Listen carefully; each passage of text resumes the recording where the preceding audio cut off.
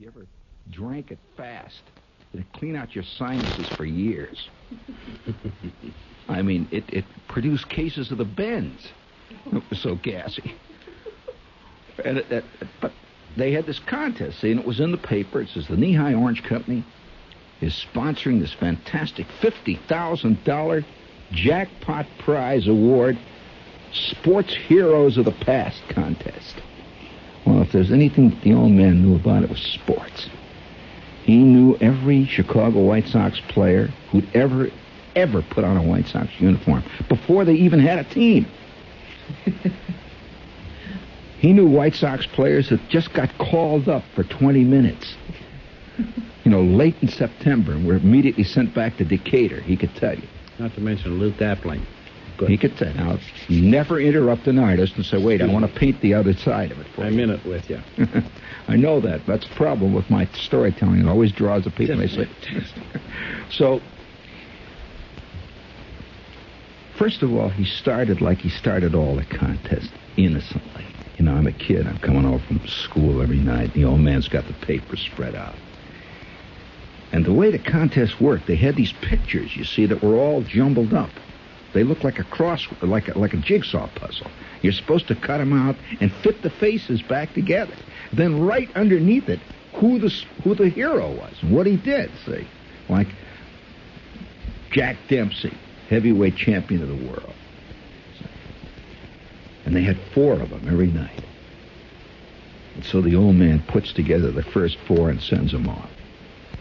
I mean, the first 4 were nothing, like Joe Louis. I mean, even a cretin who couldn't read knows Joe Louis. The old man is laughing. This is nothing. This kind of Babe Ruth. That kind of stuff. Well, a couple of days go by. He sends in the next bunch of puzzles. And he sends in the next. Gets a letter one day. Says, you have become a member of a select group of readers of the Chicago Daily American. Fans of Nehi Orange. You have become a member of the group who are in the semi-finalists. Well, the old man never got this far in a puzzle before. And a tension began to build in the house. And every night we'd come home, the old man's got papers out all over the floor, and now they're getting tough, by the way. The puzzle questions are getting fantastically difficult, like rugby players. And the old man, what the hell rugby? He didn't know what rugby was. But they had guys like soccer players and lady table tennis players. Really, the wheat is being separated from the chaff, you see. And, of course, his old friend, Zudok, had come over. Now, Zudok was, guy from the plant. And Zudok would come over and just sit and kibitz. The old man says, no, look, Zudok, I cannot fool around with you. I'm a semi-finalist. I'm a member of a very select group. And God knows how far I'm going to go in this thing. But I feel like I'm going all the way. There's a funny thing about victory. You begin to sense it. Anyone who's ever won anything begins to sense it's going to work. And so the old man began to feel that maybe it's going to work this time. And every night the paper would come, he'd spread it all out. There'd be silence in the house. He's in the living room. He's got them laying all over the floor, and he's got these faces clipped out. These guys with these flat noses and cauliflower ears, great sports heroes of the past. Well, about 3 or 4 weeks after the first letter, there was a kind of lull in the action. I come home one night. My mother comes to the door as I walk in. She says, shh, be quiet when you come in. Your father is a finalist. I said, what? I figured he had something, some bad thing like scarlet fever. She says, he's a finalist. He just got a letter this afternoon that said he's out in the final round. I said, the final round of what? She says, the contest. Don't bother him. He's in the living room. And so I look in the living room, and there's the old man And Zudok is sitting there quietly drinking beer, watching the old man work on his puzzle. And he has got the letter, and the letter is laying on the dining room table. And it said, "Dear sir, we wish to congratulate you. You are one of the select finalists in the Nehi $50,000 jackpot contest. $50,000 in magnificent prizes, including a 2-week trip, all expenses paid, to the Bahamas. Many other valuable awards." $50,000. The whole damn neighborhood wasn't worth $50,000. You could have bought Hammond, Indiana for probably twice that. I mean, this was staggering, and the word was beginning to pass out among the neighbors that my father was a finalist, and people would walk by the house and point. You know, a finalist in the contest lives there. He'd come out on the porch, you know. He'd just look, no. He was not feeling at any point any sense of swagger. No way. Because this was a difficult contest and it took dedication. Well, it happened. After he sent in his last set of puzzles, there was a pregnant moment. He put the mail into the mailbox and the die was cast. This was the last group of puzzle pictures. Well, 2 or 3 days went by, and everybody kept looking at the paper. They were going to publish the names of the winners. And sure enough, the following Wednesday, the Chicago Herald-American came out with a full-page name of winners. And there, down in the S's, was my father. My God almighty, the phone started to ring. A letter arrived. The same day, it says, "Dear sir, you are a winner of one of the valuable prizes, a major award at the knee-high contest. Match the athletes. Congratulations, sir." Zudok came over, Gertz, Uncle Carl. They sat around in the kitchen and ate meatloaf and drank beer, saluted the old man, and we waited for the major award. Now, I remember one thing the old man said. He says, he was talking to my mother. He says, I've never been out of the country. Do you think you'll like the Bahamas? My mother said, "I'd rather have a refrigerator." He says, "Oh, anybody can get a refrigerator." He says, "Who knows what we're going to win? A $50,000 award. Who knows?" And the excitement was fantastic because they did not say what award the winner had won. Whether he was a first award winner or a second award, he was a winner. One night, about 5:30 in the evening, I don't think most of us are aware in our lives of true turning points that actually change the course of our lives when it happens. It's only in retrospect that we know there was a turning point. 5:30 that night, I'd just come home from school. My kid brother was under the daybed. My mother was hanging over the sink. She had her usual Brillo pad. She had her hair up. She had these aluminum rheostats in her hair. Wearing her rump-sprung Chinese red chenille bathrobe she always wore. Just a day like any other day. The old man was sitting in the kitchen there drinking a bottle of beer. It was a kind of a tension because I had been there for about 3 or 4 days because he was a winner. But it was just a quiet night. You could smell the red cabbage cooking. When suddenly there was a knock on the back door. Mother goes to the door and she says, "Yes." And there's a guy standing there wearing a gray uniform and he's got a giant box. He says, "Excuse me, would you sign for the package?" My mother turned and said to my father, "There's a package here for you." The old man says, "My God, the major award! It's here!"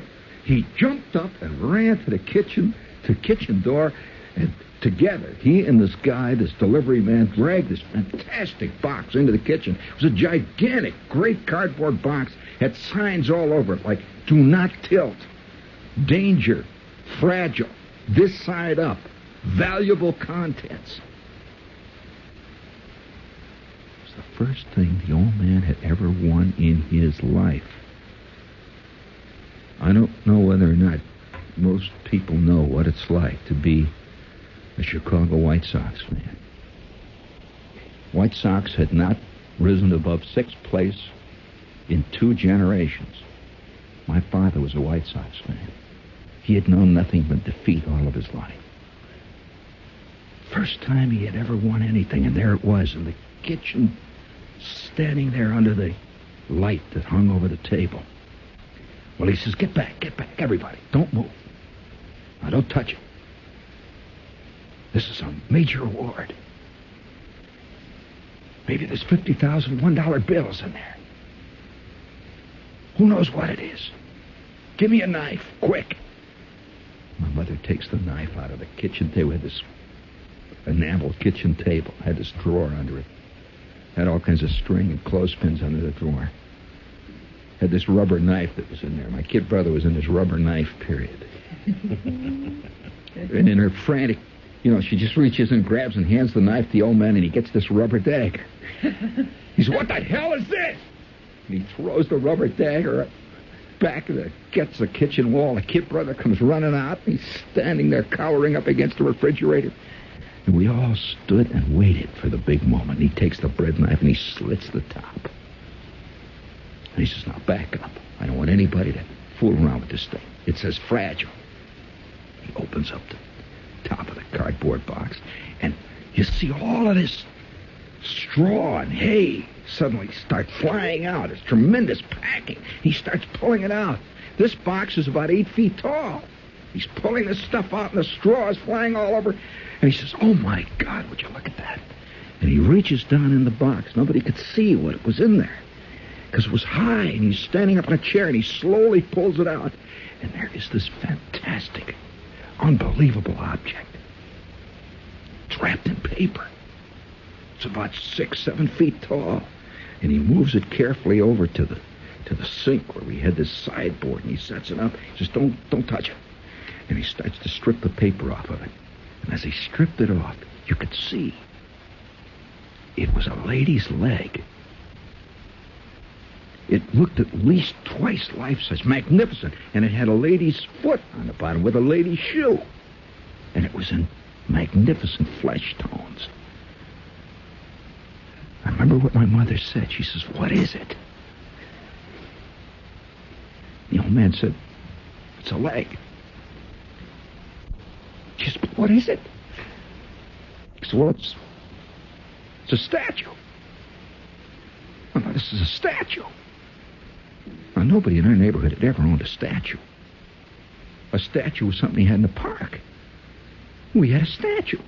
It was a lady's leg, and it was pink. She had a fantastic knee. And sticking out of the top, it was a brass rod with these 2 sockets. And the old man says, do you see what that is? That is a lamp. He says, my God, what a fantastic lamp. And he rushes back to the box and he pulls out more of this sawdust and stuff. And then he takes out of the bottom of the box the shade. It was lingerie pink with lace on the bottom. And he sets the shade on the top of the lamp, and there it was, a lady's leg with a lingerie pink shade, and the leg came right out of it. My mother didn't say anything. The old man just took a look at that thing. Remember, it was the first thing he ever won in his life, and he says, my God, isn't that beautiful? Look at that lamp. Fantastic. It had a tag hanging out the bottom. He reads the tag. He says, listen to this. This lamp is a scientifically designed reading lamp and also a tasteful, restful night lamp. He says, it's got a switch that goes to 2 sides. Wait a minute, let's try this thing out. And we rush into the living room, and he puts this thing on a table there, and he says, go get the extension plug. He hollers at me, see? And of course, our house had only 2 outlets in the entire house. The entire house was strung together with extensions. It was very critical. If you pulled the wrong thing out, the refrigerator stopped. The washing machine went on. He says, go get the extension from behind the refrigerator. So I run out, I get the extension, and he takes that thing and he starts hooking it up, and he crawls behind the sofa. My mother was always afraid of electricity. And he's behind the sofa, seeing there's thousands of wires, this great rat's nest back there. And she says, be careful, you remember what happened to Uncle Fred? Well, Uncle Fred had taken a correspondence course on how to repair superheads. And the second lesson was power supplies. And Uncle Fred tried to test a power supply for a Stuart Warner superhet, and he was ionized on the spot. And in fact, my Aunt Teresa, who was Uncle Fred's wife, when she saw Uncle Fred ionized, all that was left was one shoe and his teeth. He was a purple haze hanging over the Stuart Warner superhet. They finally had to take it back to the store and get it fixed. They never did get Uncle Fred back. And so my mother says, don't forget what happened to Uncle Fred. And the old man, absolutely, he was one of these guys that could do anything. He says, for God's sakes, I know what the hell I'm doing. And there was a flash. And he says, for God's sakes! So this blue smoke come out from behind the sofa. He came out and his hand was black. He says, okay, now stand back. I'm going to try this thing. And he turned the switch to the first position. The tasteful night lamp position. And the entire family just stood there. It was the most beautiful thing any of us have ever seen. The leg itself lit up. It glowed inside, glowing, luminescent human flesh. The entire leg glowed. And every time the old man reached up under the lingerie to adjust the switch, it was vaguely obscene. He loved it. And then he turned on the full reading lamp, and the entire living room glowed as it had never glowed before. The old man said, God, isn't that something? Look at that. It's a major award. Beautiful. He says, I know exactly where that should go. Right in the middle of our picture window. This was great right in the middle of the period when people always put a lamp in the middle of the picture window for some nutty idea. And our picture window was, about 2 feet by 3 feet. It was a little window, looked out on the streetcar line. And, it was a picture. And so he cleared away all the stuff from the picture window. My mother had this horse she bought at Goldblatt's. And he put... Yeah, it was a black enamel horse. So he put that baby right in the middle there, see? He turned it on full blast. And then he ran down went out the house and down the steps and out in front of the house to look at it. And I went with him. He says, my God, look at that. It's fantastic. That's beautiful. My mother didn't say a word. She just looked at him. He says, move it a little bit to the left. She says, all right. She moved it a little bit. He says, hold it there. And already cars were beginning to stop on the street. We were the first family in the entire neighborhood to have a lady's leg in the window lit up. The old man was decades ahead of his generation. He was the first true fanatic of pop art. And like all fanatics and pioneers, he was ahead of his time and misunderstood. A lonely man. And he'd sit there and look at that lamp. It represented everything in his life that he had never had before. It was gorgeous. Incidentally, only coincidentally, a lady's leg was also the trademark of the Nehi company. It was a commercial, magnificent piece of true pop art. Well, every night he would sit by his lamp and read the Chicago White Sox scores. My mother said nothing. There was a curious tension began to build in the house. Kids can tell this. And one night, just before supper, the old man was in the kitchen. I was downstairs in the basement. My kid brother was in the john. Spent a lot of time in the john. My mother was dusting. And she was humming away. Radio on top of the refrigerator was playing. We had this radio. White plastic case. Had tape on it. Had an airplane dial. Had a hum. Bing Crosby was always singing Sweet Leilani. My mother was always listening to that. I remember asking her one day, what's the Sweet Leilani, Mom? She says, you wouldn't understand. I never did. She's dusting and the radio's playing. It was just a day like any other day. When all of a sudden, from the living room, we heard this tremendous crash. Every one of us knew instantly. Instinctively, man knows when his world has changed. It's like the minute that the first bomb landed at Hiroshima, man instinctively knew nothing would be the same after that. There was this crash. And for one brief instant, there was a kind of an electric air. And the old man suddenly in the kitchen heard it. And he yelled, "What the hell is that?" And I heard him run down the hall into the living room. I came up from the basement. My kid brother came running out of the john with his pants off.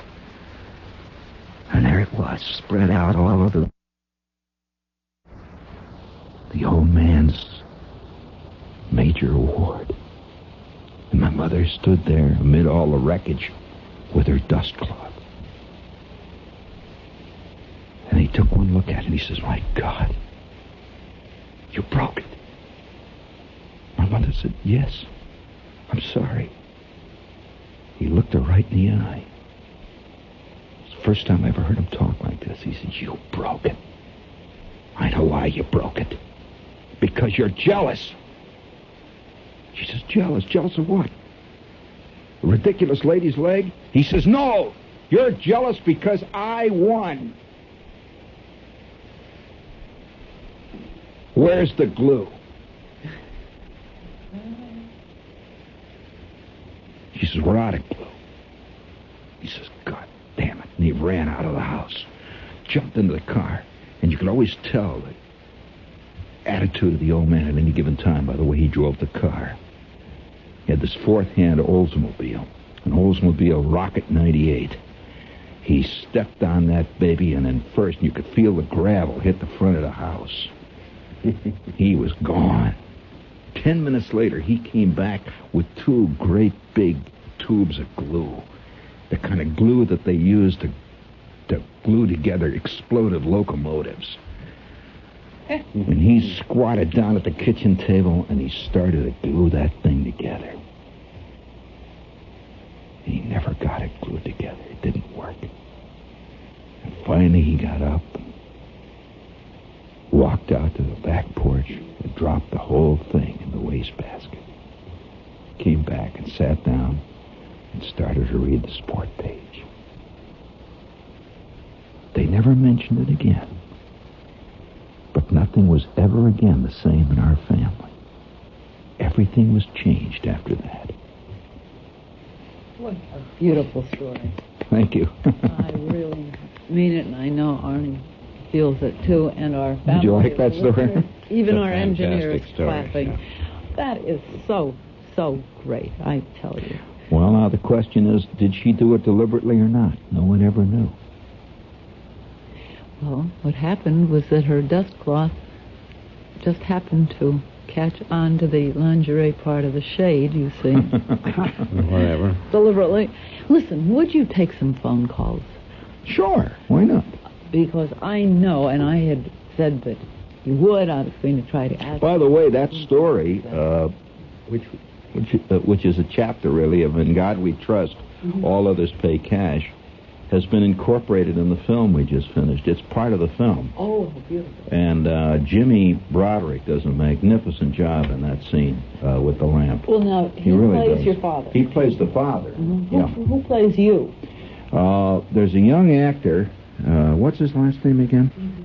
David Elliott plays the kid, who at that time in the story, we changed the ages. There's a lot of very technical things in this, but he's about 16 in the story. And I play myself, not myself really. I play the guy. See, it begins with me driving along a road, and this whole scene, the whole story takes place in his mind. In other words, he's telling you the story, this guy, and you can see all this stuff happening. And so I play that character, and I comment, narrate on it as it goes. But that story is one of the. See, each one of the characters in this film. It's an interesting film. I think you'll find it technically interesting. In that most films, if you think back on the films you've seen, that the major thing in a film is that something happens to one guy, and all the other characters, in a sense, are subservient to that. But in this film, everybody has a specific simultaneous action. In other words, the father's big thing is this lamp story. The mother has her own thing, which happens to be Leopold Doppler and the Great Gravy Boat Riot. She's a Dish Night fan, and there's a fantastic thing happens to her in the Dish Night. The kid, on the other hand, has a thing happen to him. He's involved in the prom with Wanda Hickey, and each character has his own story, which is really basically independent of the others, and they're it's just like in your own family. When you're at home, you may be doing something and you never mention it to somebody else because it's your own private life. When does it come out? It'll be on. It was a very interesting production. It was put together under the aegis of a it's a subdivision within the public broadcasting system called Visions. It was done out of the West Coast, and it'll be on the air the last part of October or the first part of November. And it's I think it's the finest thing I've ever had anything to do with. We really worked. Oh yes, after that it'll be in theaters. It was a 2-year work of love, of turning out the script and all that. Did you do it here in the city? No, it was shot largely all the steel mill sequences. The backdrop, Arnold, is in the steel mill world of northern Indiana. All those sequences were shot at Inland Steel, and that whole northern Indiana sequences, and the interiors, and a lot of the rest of it was shot all around Boston because we were using a crew from WGBH, a camera crew. It takes in a lot of territory. Oh yeah. Gee, that is.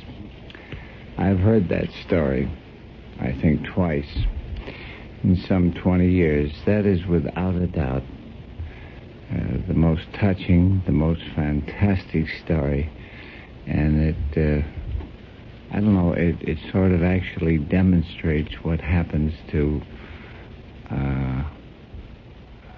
people, just like his father, who thinks that he has won some classic thing, and then unfortunately it has to be broken in the end. Yeah, by somebody who's close to him, and deliberately at that. May we pause for station identification and take care of a little bit? And you did it so well. Just magnificent storytelling. Thank you, John. Storytelling is something very dear to my heart. It's my art form, and that's when it's just beautiful. Certainly excel in it. I haven't told that story as a performance. God, it's been how many years? Probably 10 years. Well, John, so you did it at NBC the last time that I know. Yeah, John, when you were over there. John, you told me about this story, but you said, I'm not going to try to tell it. The next time we have, it was after you were here, Gene. He said, I should have had him tell the Nehi story. He said, the next time he's here, he said, I'm not even going to try. John, could I just interrupt for a moment? Because we are a bit behind on this. May we just take care of a little business, and we'll be right back? Go ahead. Fine. This is WMCA, New York.